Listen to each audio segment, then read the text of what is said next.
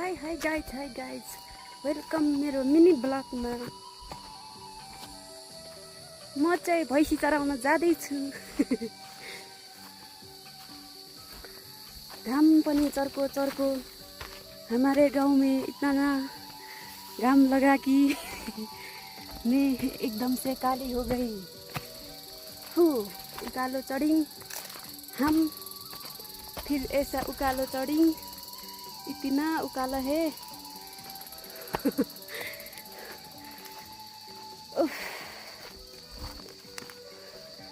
के छ गाइजहरु, गाउँले जिन्दगी उकाली चढ्यो ओह्राली झर्यो, काम गर्यो, यही छ जिन्दगी। तपाईहरु के छ जिन्दगी भन्नु है गाइजहरु। हरियो परियो पुरै। Welcome to Solukhumbu. यस्तो उकालो चढ्नलाई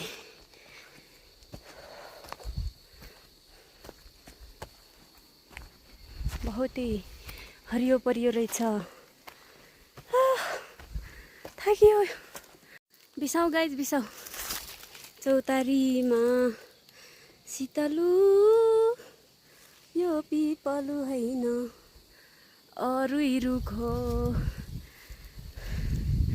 यस्तो गर्मी भाषा, यस्तो गर्मी भाषा थैट।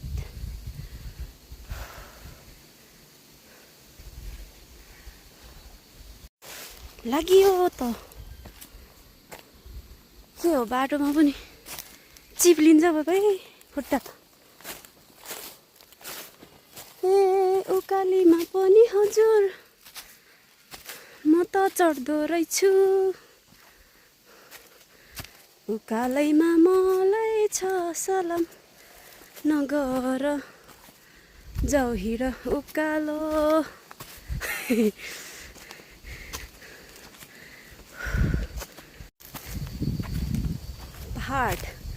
पहाडमा छु क्या रे, पहाड।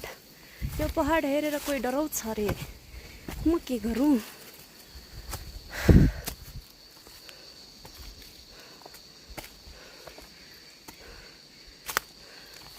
खतरा थाकिरहेको छु।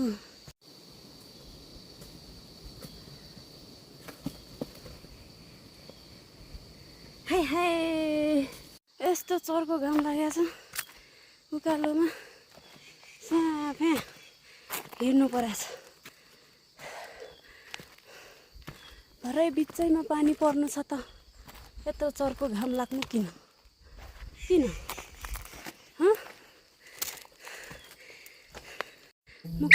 मकै घारी छ यार। यस्तो छ, यता चाहिँ उत्तिस घारी छ। उकालो फेरि यस्तै छ। जाडो चाहिँ गर्मी चाहिँ छैन।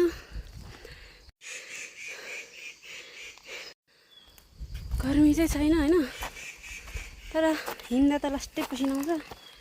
बसिराख्यो भने चाहिँ यस्तो शीतल हुन्छ। कपाल नुहाएर आएको, काहीँ पनि बोकेर आएको, कोर्दै आइरहनु। अब चाहिँ म पुगेँ हाम्रो भैँसीको गोठमा।